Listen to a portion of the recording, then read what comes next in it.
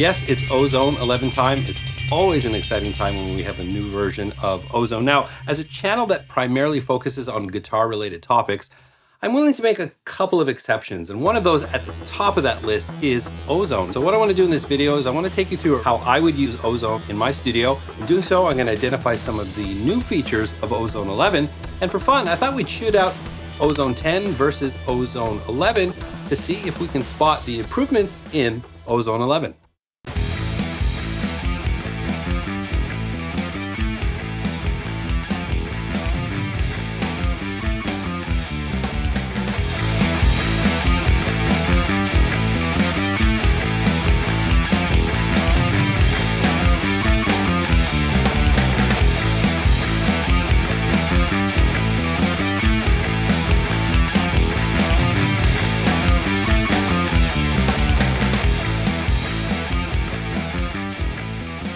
So I really have three main use case scenarios for Ozone. One would be if I'm doing a full mix and master.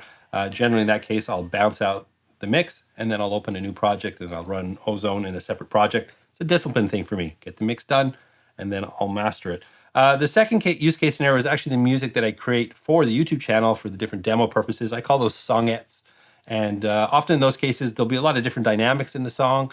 If I'm demoing, let's say, different channels of an amplifier or things like that. So I can actually run different mastering settings for different sections of the song just by, running the mastering assistant individually for different sections and then bouncing at that section. Lets me work really, really quickly. That's really handy. And really the third use case scenario is for the final mix for my YouTube episodes.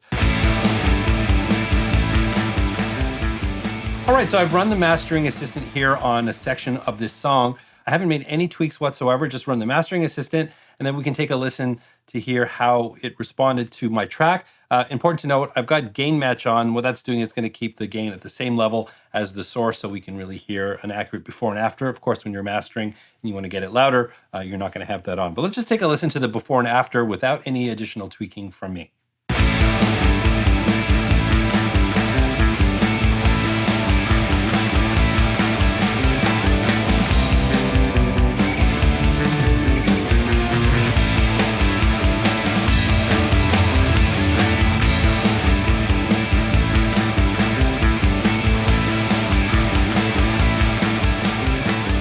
So right off the top, obviously, there's a huge improvement. Just sounds like you're pulling a blanket off of that mix. Now, typically what I'll do at this point is I'll tweak the EQ. Often the top end, I'm just going to be careful that we don't get any harshness up there. That's often where I'll look to make some adjustment. But if you follow the tonal balance curve, which is part of Ozone, this is sort of an average curve depending on different genres. And you're looking to get your master sort of to fit somewhere inside of that curve. Just gives you some confidence to know that your master is in the average of other mixes in a similar genre. All right, so let's take a look at clarity. It's one of the new modules in Ozone 11 and hear how clarity is impacting this mastering change.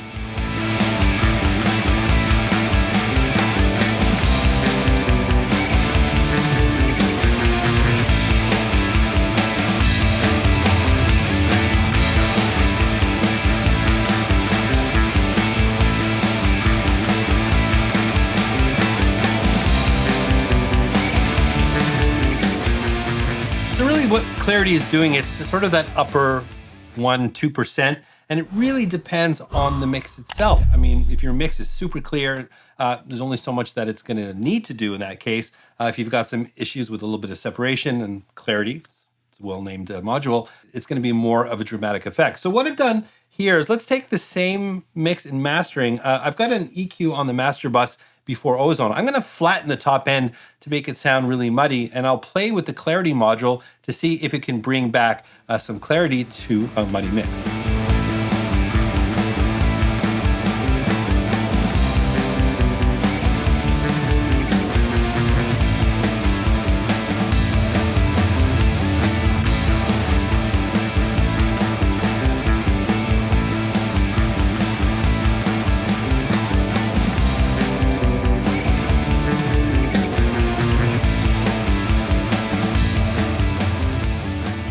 This is an example of why I say it's really, really important to get your mix as close as you can and not rely on tools like this to fix your problems. What's really interesting about this module is that it's not an EQ. It's a lot smarter than that, right? Because we can distinguish between the instruments better. It's not just bringing up that EQ that I crushed with that master bus EQ. It's a lot smarter than that, creating clarity between the instruments and just making everything sound more present. Used wrongly, that, like I said, can be a crutch. If your mix is flat and lifeless, you can bring it to life with this module, but you will get far better results with a really good mix, and then make this the last 1 or 2%. It'll take something that sounds good to something that sounds really great. Now, another new feature inside Ozone 11 is something called stem focus. Now, you can take a mastered mix file, and utilizing this selector at the top, you can choose between the full mix, you can choose vocals, drums, or bass. And through some sort of magical AI, it can actually apply processing to only that part of the mix. It's pretty crazy if you think about it. So if you just don't have access to the stems of the project and you need to fix a problematic mix, well, stem focus is going to be your friend. Well, I don't have vocals in this mix, but I do have drums. So let's apply the stem focus to the drums only. So any module that I apply with an Ozone is only going to affect the drums. So I'll put on an EQ. Let's play around with it and hear how it works.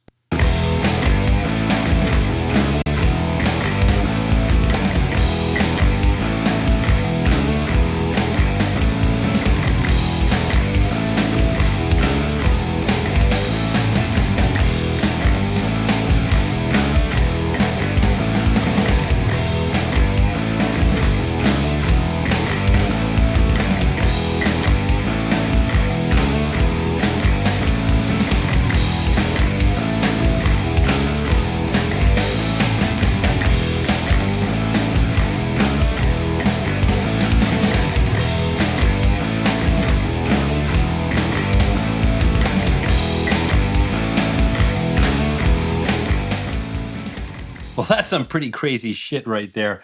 My goodness. Now, obviously, if you're mixing your own tracks, it's not something you necessarily need to do, but I guess you could do some little minor adjustments there. Now, because it's at the top level of the plugin, I'm guessing you can make that adjustment, and then you could load another instance of Ozone to do the final master on the whole thing, so you can do your correction first, and then you can go into another instance, run the mastering assistant, and then do the overall. But that's pretty crazy to think that they can pick apart very, very precisely a specific instrument within a mix. Very, very powerful feature, especially if you're receiving mixes that you're just unable to get into the stems to. So very, very cool feature.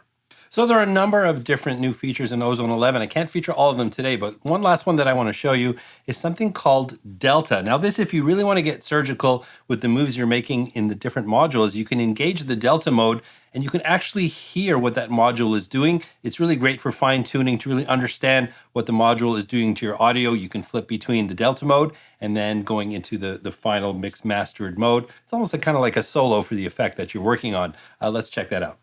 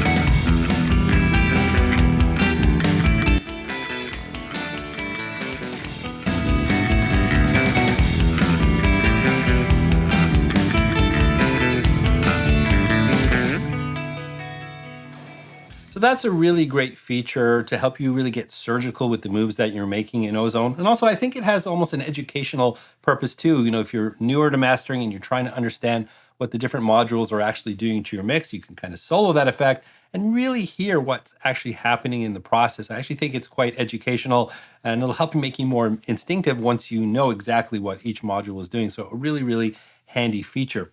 All right, so what I want to do now is I want to shoot out Ozone 10 versus Ozone 11. So what I've done is I've run the mastering assistant on the same track. The only thing I did was I changed a couple of settings that were just different between the two, and I also made sure that the gain settings were set identical because they came in a little different, but I didn't make any other moves any other changes. Keeping in mind that there's a lot of new modules in Ozone 11 that it's going to draw from when processing that suggested signal chain. So you're going to hear it back to back in a before and after shootout with Ozone 10 versus Ozone 11.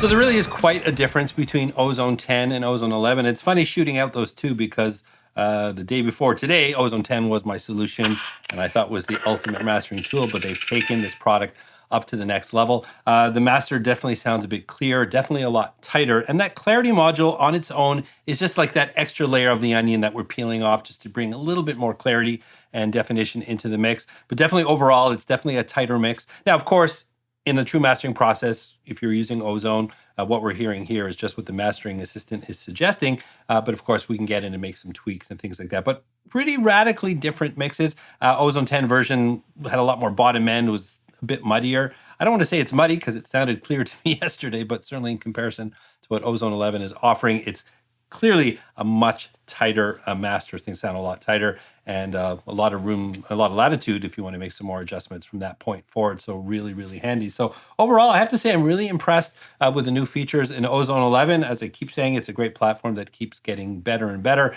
and be exciting to see how far I can push this plugin into my future projects. I would love to know your thoughts. Are you excited about the new features? Do you have any questions, any thoughts about anything you saw today?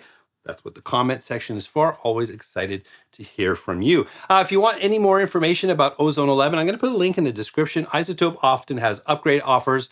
They have different bundles, a lot of different ways to get in on the platform. So make sure you follow them at their website and their various socials to keep in touch with what they're doing. And perhaps you'll find a solution that works for you. Anyways, if you did enjoy this video, please don't forget to like, subscribe, and ring that bell. And remember, you don't need a band to rock and roll. And I'll catch you in the next one.